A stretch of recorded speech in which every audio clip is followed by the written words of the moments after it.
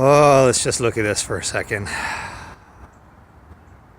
Okay, what do we have here? This is my 2008 BMW 535i.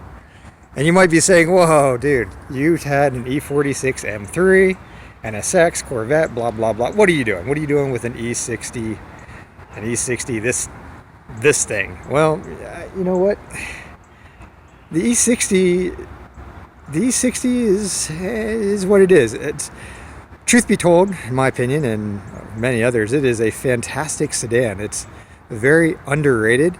It handles fantastic for its weight. This isn't really the way I started or envisioned starting off this video, because the E60 has a lot going for it. It's looks, well, let's talk about looks. You know, it's not the prettiest car, and when it came out in, 2004, 2005, people were like, oh, it's terrible, it's ugly, it's Bengalized, and blah, blah, blah. You know, the E39 was fantastic. I had an E39 myself. The E60 now, I mean, look at it. What else looks like the E60 that's on the road? Can you think of anything? I mean, tell me. I can't think of much that looks like the E60. It's got great lines, great headlights. The taillights are good. You know, it's not the most aggressive thing in the world. The M5 is much more aggressive, and you know, this might look okay with the wheels. They're actually Apex Arc 8s that I had put on. I had fitted. I'm surprised they fit. They do, because they're very aggressive. I had all four of my sport package wheels bend. After I bought the car, I discovered all four of them were bent. One much worse than the other, and it was going to cost about $1,000 to have all of the wheels straightened and repaired. So I figured, you know what, for $1,000, I'll just keep the factory sport wheels for winter and pick up a set of wheels that I like to use in the summer. And I snagged these from an M5 owner on the other side of town. So let me talk about that for a second. They're 18 by 9.5 inch ET22 Apex Arc 8s. They're super light wheels. I mean, these guys are used by track guys and track teams and people that, you know, actually track their cars. They take abuse. They're super lightweight. They're about $350, $400 a piece, I think, for the size. And I'm running a 245/4018 tire on them. It is a little stretch, yes. I have 245 on a 18 by 9.5 inch wheels. Got a little bit of a stretch, but really it's not. I mean, look at it. It's not terrible. It's not like I'm running a 225 or anything here. To make it fit. So I was originally told by Apex that it would not fit in the front. Well, guess what? It's on there now, right? What did I have to do? I did not have to touch the fenders at all.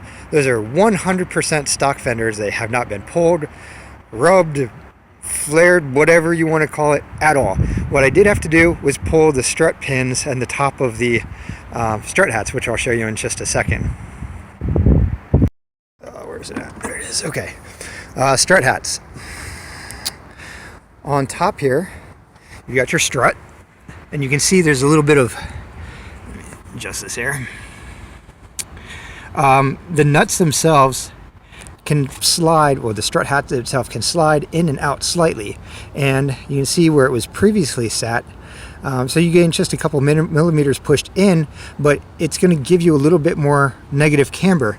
And the pin themselves originally would have been right here, and so you jack the car up, remove these nuts, and then you can access the pin itself by sliding a chisel or something down in there, however you want to pull it out. It only took a couple minutes for us to do in the shop, and once you do that, bam, you've got another half a degree or something. And then I had to run 10 millimeter spacers on the inside. You can see I actually have a set of ECS tuning spacers on there now, and that was to give it some clearance off the strut because it was making contact without those spacers. But you know, as it is right now, it sits pretty flush, pokes just a tad, and I'm okay with that. For a sedan, for something that's this big, that does everything that this thing does without blending in, you know, how many cars on the road look like this? Did I already say this? You can spot an E60 It's not vanilla.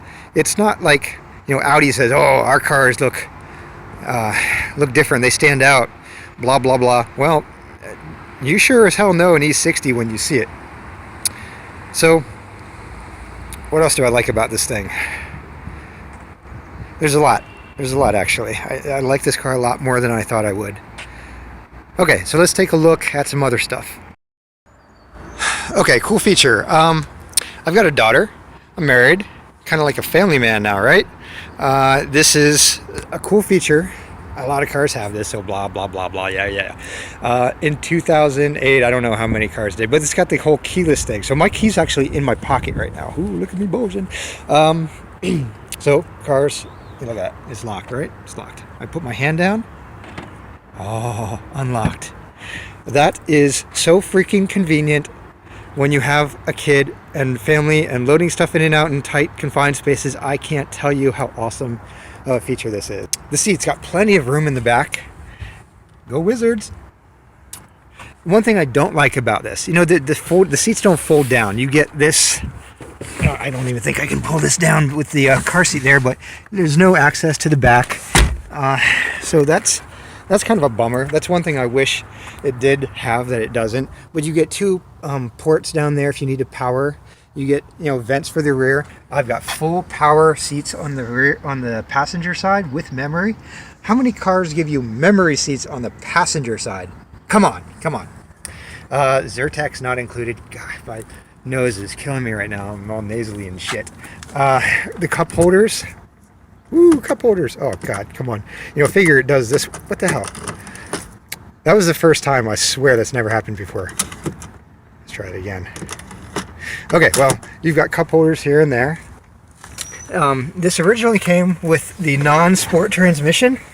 So we can talk about that a little bit in a little while. Interior-wise, 2008, iDrive. Yeah, people don't really like iDrive. It takes a little while to get used to. I think it's kind of cool. Compared to the new iDrive system, you know, it's lacking a lot, but for what it is, it works. It just takes a little while to get used to.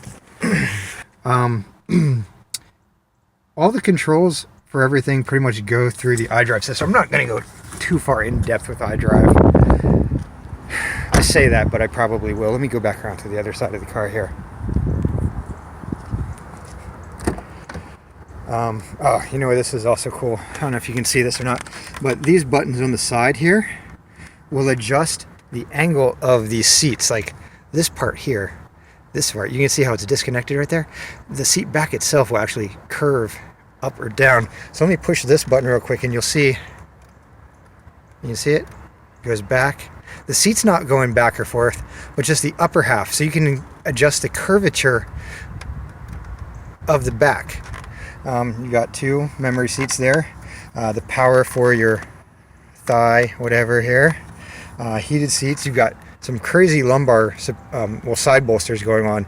These seats, I guess it's a sport package and everything. It's not an M5 seat, but they grip pretty good for the size of the car. You've got, you know, fancy adjustments here for the head.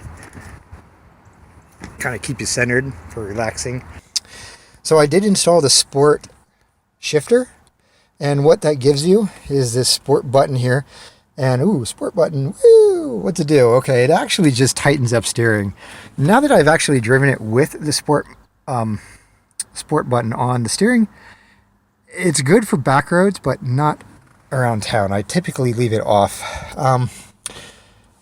My key's still in my pocket, so let me go ahead and start this up. I'm just gonna go ahead and push this button here.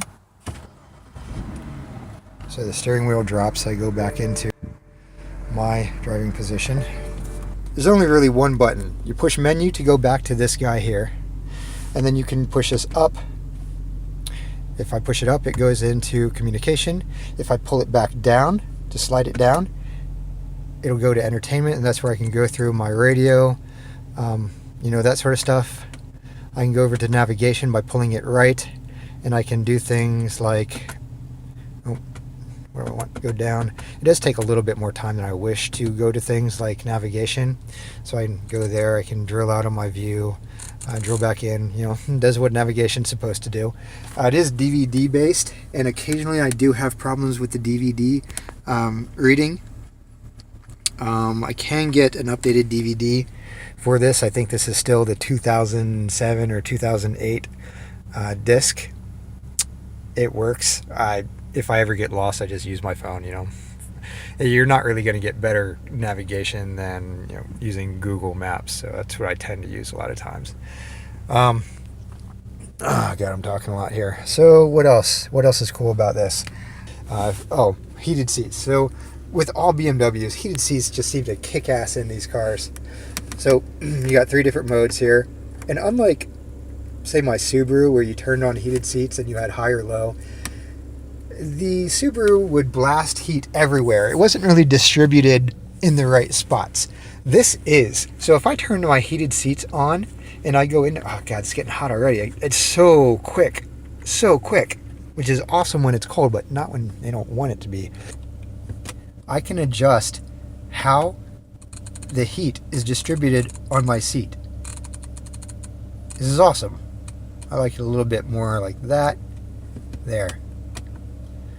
So once you get used to iDrive, it's pretty good. I can do things like, you know, set part car operation and whatever that does. And oh, if you like stereo, if you're like an audiophile, the system in this car sounds really good. So let me go into, I'm going to turn the volume down here because no need for that. But for any of these stations that you pre-program, let's say DC 101, we're around DC, I can adjust the tone for each station individually.